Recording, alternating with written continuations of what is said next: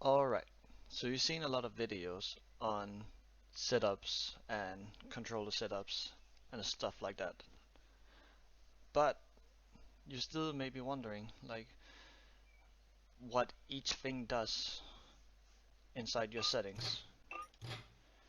So let me tell you quick, because there is a lot of YouTube videos out there that shows you like their settings and stuff like that, but nobody really talks about what the setting does.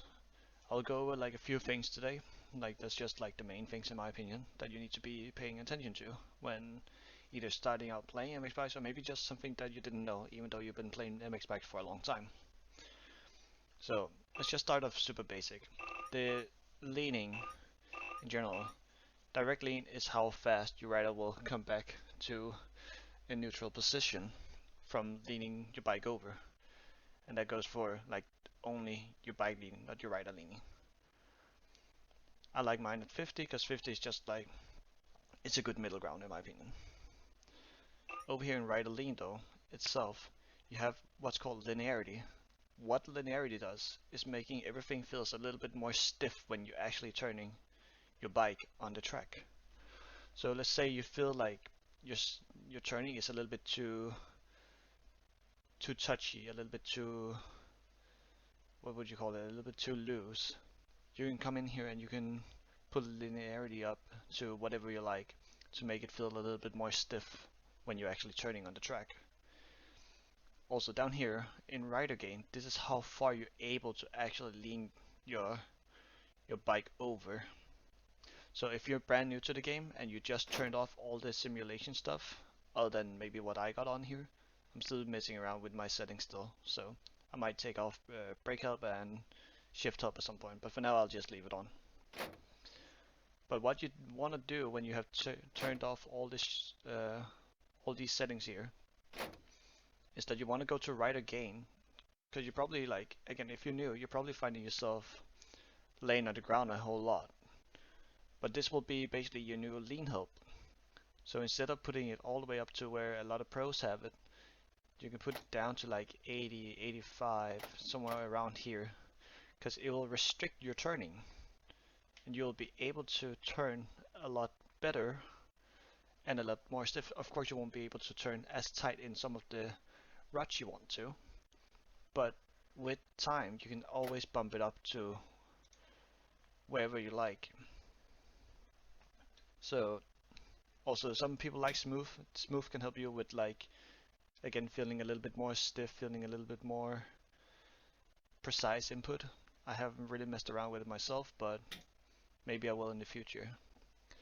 The second tip I have for you all is on the track itself for the bike suspension, or like not so much the suspension, but I'll just talk to you when I get on the track.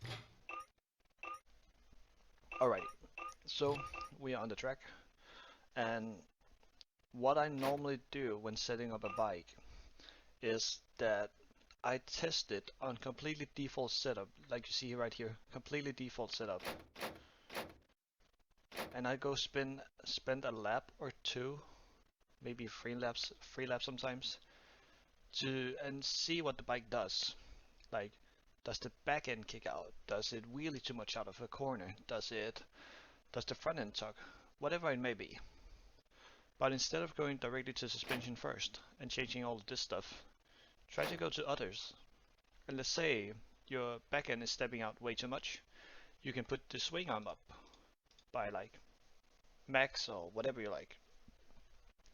Now let's say your front end is tugging, or you just want more precise turning still. You can still also mess with the fork offset.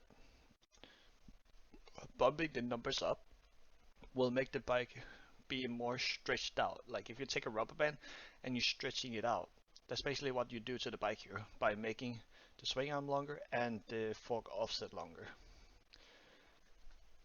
Fork height itself, that's a little bit up in the air. Some people like it super tall forks, like let's say 2mm showing on top of the handlebars here. I kind of like mine at like 4 or 5, depending on what bike I'm riding. It makes it so even though your bike is stretched out, the lower the numbers it goes, the more you'll be able to turn sharper as well. But it also gives a little bit discomfort sometimes from the front end, because you're basically lowering the front end of the bike. So that's what I normally do when I'm setting up a bike. Of course, there's also tires. Like I put the tires on that I want, and the pressure and whatever. But these are just the like super like few tips that I had for you guys that you may or may not have known about. So I hope you enjoyed this video, and maybe I will make more depending on how well received this is. So yeah, have a good one, guys.